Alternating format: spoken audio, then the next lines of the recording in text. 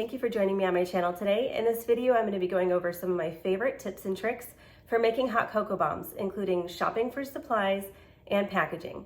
So let's get started. First thing we're going to do is head to the store. Okay, so I'm here at Target and I'm going to be shopping for my hot cocoa bomb ingredients. This is where I always shop for my ingredients. You can go to Walmart or a craft store. Sometimes they have stuff there. You really can get it anywhere you like, and it just really depends on what kind of ingredients you like to use. So I'm going to show you what I use for hot cocoa bombs, and then you may be able to find it online or at your local store too. Let's get started. Okay, so I'm in the baking aisle here at Target, and this is the chocolate that I use here. And you can see this is where the white chocolate normally is. I probably have some at home, so I'll just use what I have. But this is the dark chocolate that I like to use for hot cocoa bombs. I don't like using milk chocolate because milk chocolate is just too sweet in my opinion. So this is what I use. I'll put a link in the description too, so you can find these a little bit easier. They are $4.89 at Target. You may be able to find them cheaper at Walmart, but just be careful buying it online because sometimes other sellers will try to charge a whole lot more than that. So this is what I use. I have seen a lot of people use the Almond Bark. You can use this, it is a lot cheaper. But for me, the flavor is just not my favorite. So some people love it though. So it's really up to you. You can use this or the wafers. So as far as marshmallows go, you can use any marshmallows that you like. I just like the regular mini jet puffed marshmallows. Any brand is fine. The store brand works too.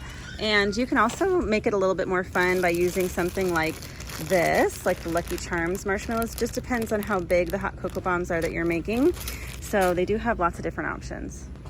Target also has some really good options for sprinkles. I usually like to buy a pack like this that has all kinds of different colors. And sometimes these are nice. I just have to be careful. Sometimes these ones have these large balls in them, and sometimes those are not great for drinks, kind of like a choking hazard almost. So this is what I usually get, something like this.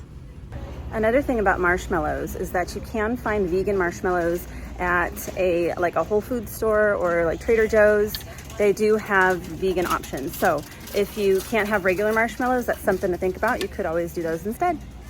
So if you're looking for something specific for a holiday, a lot of times they put them in a different section. Pretty much every store, except for the grocery store, will put the holiday items in a different section. So if you're looking for specific types of sprinkles or colors, things like that, then you can just go over here to this one's the Halloween section at Target. So this is where I'm gonna find some more sprinkles. So again, they have these. See, it's $4.99, but you get all of these different colors and combinations. So this is what I'm gonna be getting today. And look how cute is this. This one's a good combination too. And I like these colors, so I'll probably get one of these too. And they have some less expensive options too. So if you're okay with just like the one color and this is all you're looking for, I highly recommend these kind. These ones melt really nicely in the hot cocoa. These ones, the sugar doesn't always show up really well, but you can give that a go. And then these ones are also really nice too. These ones melt nicely. And a note about packaging. A lot of people like to use cupcake liners like this, baking cups, to add that little extra festive touch to their hot cocoa bombs. So this is great because they'll fit right in there and it'll be a cute little addition. So let's get some of these for a little added fun. And at Target, they also have some awesome treat bags. These ones are Ziploc, but if you look up here, they have these. Now this is the kind that I would use because of the size of hot cocoa bomb that I do. They would fit perfectly in this size, and they come with the ties already and what a cute little design. So these are a little bit more expensive though, so if you're planning on selling them, you might want to look into a bulk option instead. And if you don't want to go through all this hullabaloo, I guess they do have these at Target right now where you can actually make your own hot cocoa bomb. That is really cute, and it comes with all the goodies that you need to do that. And this comes with one silicone mold and it's $9.99. So that could be a good option if you just want to do this like once. Now that we've got everything, I'm back in the kitchen and ready to get started. So first, I like to clean my work surface completely so I don't have any debris or crumbs, because I'm going to lay out some wax paper. This is going to make it a lot easier to clean up later. And also if I decide to freehand something like a shape or a letter or number, it'll be easy to peel it off. But you can use parchment if you like for easy cleanup. Next, I like to lay out all of my ingredients just to make sure that I have everything. And if I need to grab anything, I can do that now. and I'll fill this very small pot with a little bit of water, a quarter to halfway full, and just get that heated on the stove. Then I'll open up everything, all my marshmallows, take off the lids off of my sprinkles. It just makes things easier when I get down to the chocolate part of things. If you're deciding that you want to do peppermint, I highly recommend getting these little candy canes and just smashing them because it's easy to pour for later. Next, I'm going to grab a stainless steel bowl, and I like to really make sure that the bottom is stainless steel. That's very important because I'm going to be filling it with chocolate and putting it on a double boiler. So this is the dark chocolate that I'm using this time, and I'm going to place that in the bowl and then place it on top of that pot that has water in it. I'm just going to make sure that the bottom of the bowl doesn't actually touch the water. It's just the heat that I want. Once the water is heated, you actually don't need to keep that burner on. You can turn it off. It'll still melt the chocolate. As soon as I start seeing the chocolate melt, I'll stir and continue stirring until it's completely melted. If you're using real chocolate, you will need to temper it and get a thermometer and check that the temperature is correct before moving on. Real chocolate is just more finicky, and if you don't temper it properly, it will melt in your hand, also get fingerprints, and not be shiny. Now I'm moving this over to my work surface and making sure that it's on a towel so I don't get any water on my work surface. And I'm getting all of the water out of my silicone mold because water will break the chocolate, so I want to make sure there's no water in anything. And I don't use a towel because towels have lint, and I don't want to get any lint on my hot cocoa bombs. Dried on water spots don't seem to be an issue for me, but just double check that your silicone mold won't leave any spots on your chocolate if you have dried on spots. So now I'm just going to be pouring the chocolate about a tablespoon at a time. And since this was the first pour of the day, I did pour a little extra. And so as the day went and I made more, I was more accurate. So I can always remove some chocolate if I did too much, so it's not that big of a deal. And now I'm just taking the spoon and lifting the chocolate up onto the sides and popping any bubbles with the back of the spoon just to make sure that there's no air pockets in my chocolate when it's finished. So there's a lot of different methods to pulling the chocolate up the sides. I've seen people use a paintbrush or a pastry brush, but for me, the back of the spoon is just the easiest thing for what I've had in my kitchen. So it may vary depending on the tools that you have, so definitely experiment, look at other people's tips and tricks and see what works for you. There is another method too called the fill and spill method, and that's where you fill the chocolate all the way to the top and turn it over. But for me, this just seems to be faster. And again, just look at other people's methods and see what works for you. And now I'm just putting a little bit more chocolate in the spots that I can see the mold through. So any little gaps or holes, I'm just filling those really quickly. So the first coating, I just want to make sure that it covers the entire mold, so that way I have a nice uniform ball shape. Now that that's done, I'm going to put this in the fridge for about 5 to 10 minutes until it's completely set. Now, when putting it in the fridge for the first time, you want to make sure that you've made the mold nice and level and that the bottom of the bombs sit nicely, so that way the chocolate doesn't move and make the ball unstable. This will make it easier later when you're trying to decorate and you put things down on a plate. It won't roll around, so just make sure that it's nice and level. Now, if you decided to try your hand at using real chocolate instead of these wafers, definitely look up the temperature change rules for chocolate because it is a little bit more finicky and doesn't respond as well to temperature changes. And after 5 to 10 minutes, I will take this out of the fridge and just double check that it's nice and set. So you can see that none of the chocolate is melted anymore. It's nice and set. And I'm going to take it back over to my work surface to add a little bit more chocolate. And this next go around of chocolate, the second one, is not going to be a thick layer. I'm just going to be adding chocolate to the edges and make sure that I pull everything up to the outside and the ends there. So the edges is where I'm going to melt, and I want to make sure there's enough chocolate and there's no gaps, and that will make it a lot easier for when I'm sealing later. So I'm just going to make sure I pull it all the way up and get a nice amount of chocolate there on the edges.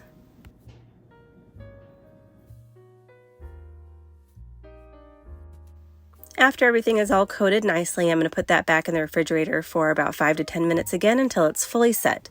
And in the meantime, I'm going to put my leftover chocolate back on the double boiler to melt for the drizzle because I don't want it to be super hot when it comes time, so I want to let it cool just a tad after it's heated through. And look, these are not very pretty on the inside. That's totally fine. Don't worry about that. Now we're going to flip it over and I'm going to put my thumb on the back of the bomb and I'll push it through just gently and pull the mold off.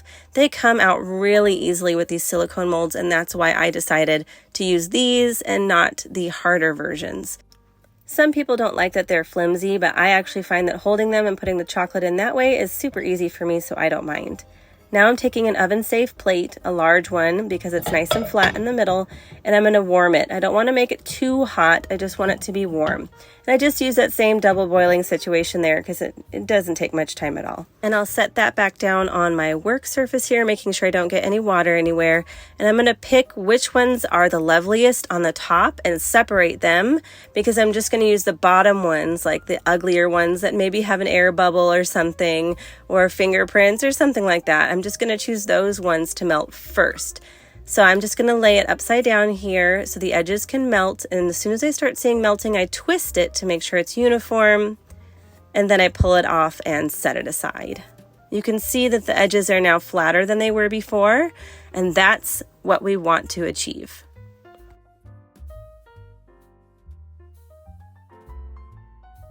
Now I'm going to grab that chocolate that I melted for drizzling and I'll set it aside so it can cool just a little bit before it's time to drizzle. And I'll put that plate back on when the double boiler is turned off, just so it can warm a little bit for melting in a moment. And now we're just going to do the filling. This part is pretty easy. I like to use a whole tablespoon and fill it about 1/2 to 3/4 way. It's going to depend on how much chocolate you put in the molds, and that determines how much space is in the ball. So that really makes a difference. So now I'm going to pat it down with the back side of the tablespoon to give me more space for the marshmallows, and I'm going to do that on every single one.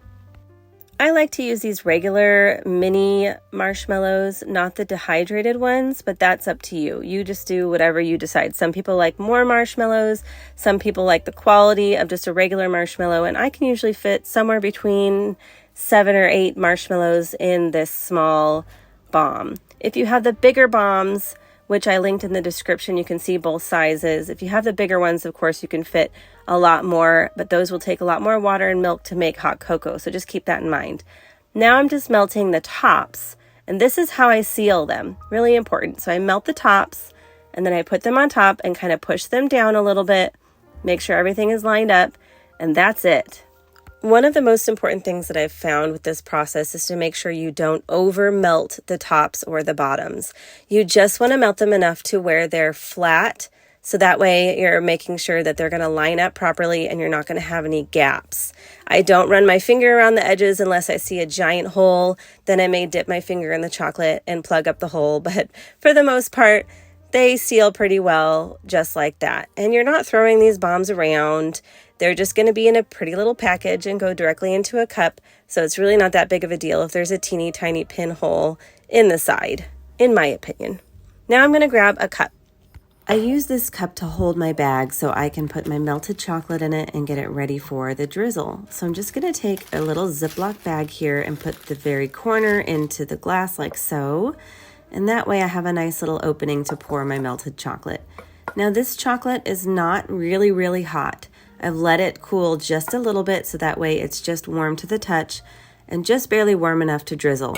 The reason why is because when I drizzle on these hot cocoa bombs, I don't want it to melt the cocoa bomb. Really important. I made the mistake the first couple times of pouring way too much chocolate in one spot, and it was too hot and they melted, and I had big holes in the tops of my cocoa bomb. So just be careful that it's not too hot. Now when I go to actually do the drizzling and putting the sprinkles on, I like to put them on a plate so that way there's not sprinkles flying all over the floor. So I highly recommend getting a cool plate and setting your bombs on that so that way it's easier to clean up and not make a giant mess. And next I like to get all of my sprinkles ready because the drizzle is not super hot, so it will set pretty quickly. So having all of the sprinkles ready to go will make it easier for after I put the drizzle on, I can just grab what I need and put it right on top because it is a very short span of time.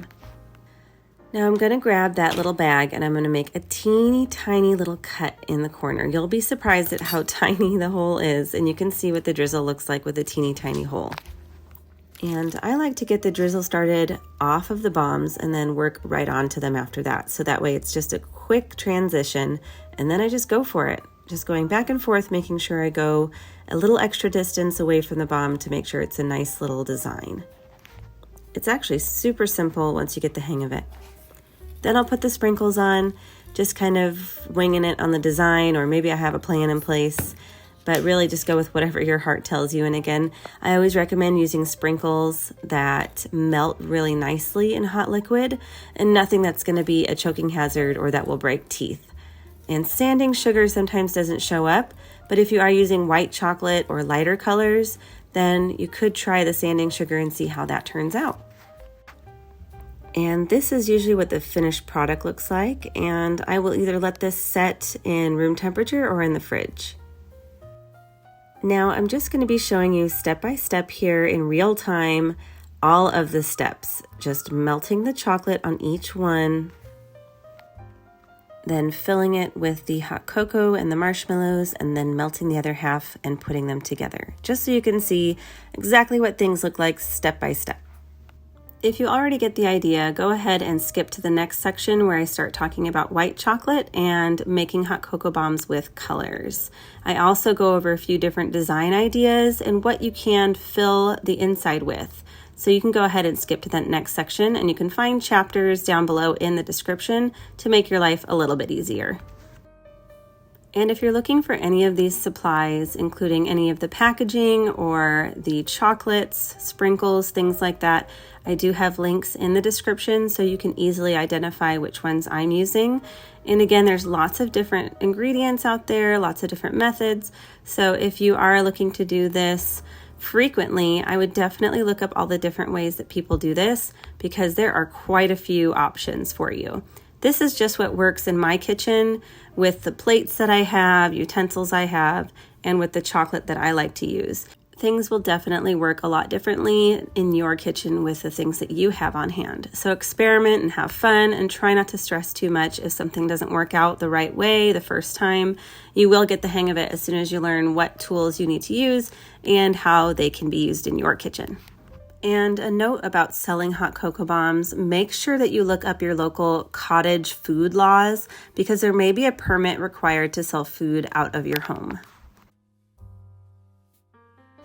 And here you can see where I find a little hole, so I dip my finger in the chocolate and just seal it a bit. And this hole was just a little bigger than I like, so I just kind of put a little bit of chocolate inside there, super simple, and the drizzle will hide this easily.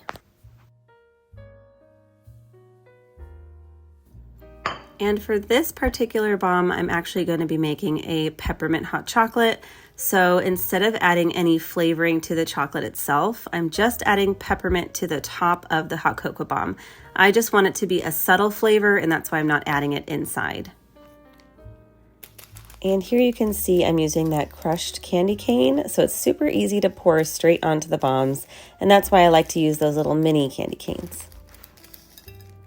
And anytime you use peppermint, just keep in mind that you are making a peppermint hot chocolate. A lot of the flavors that you add are going to drastically change the flavor of the hot chocolate, so you can definitely experiment. Now, if you want to use white chocolate or do something with a little bit of color, I use the vanilla flavored Ghirardelli wafers, and they're very easy to use. And these gel food colors, don't get regular water-based. You want the gel food colors like these two. It's just going to make sure that your chocolate doesn't break. So when I do this, I just add 1 or 2 drops at a time just to check the color, and then add as I go. So that way I'm getting the right color and I can remember exactly how many drops. So if I need to make more chocolate, I can remember how many drops per how much chocolate. And here I'm using some colored marshmallows just for a little added fun, and I'm going to add some sprinkles directly to the hot cocoa mix and the inside, and that just adds a little bit of fun. You don't get to see them for very long, but when they do pop open, you will see a splash of color, so it is really fun. And now for the drizzle, I'm going to be doing a purple, and this is just sort of a Halloween themed where I'm doing the green and the purple, and again, just getting the color scheme that I like, and I'm going to make them a little bit thicker on the drizzle, so you can see what they look like when you kind of change things here and there. A little bit of sanding sugar, a little bit of sprinkles, and there you have it, a beautiful little Halloween hot cocoa bomb. Now here is a Christmas version with the same green color, and I added the red and green marshmallows and a yellow star on top and drizzled with red. So I did a little bit of sanding sugar. Again, just kind of use your imagination and have a lot of fun with this because it really is relaxing and a lot of fun.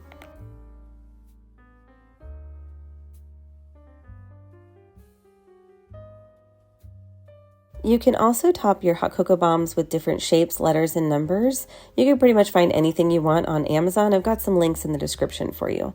As far as packaging goes, I did a number of things when I packaged for my friends and family. I'm just going to clear all this off. Look how easy it is to clean. That's why I use wax paper. So I did boxes for people that wanted 4 hot cocoa bombs together and wanted sort of a Christmas Eve display. So that's what I did for them.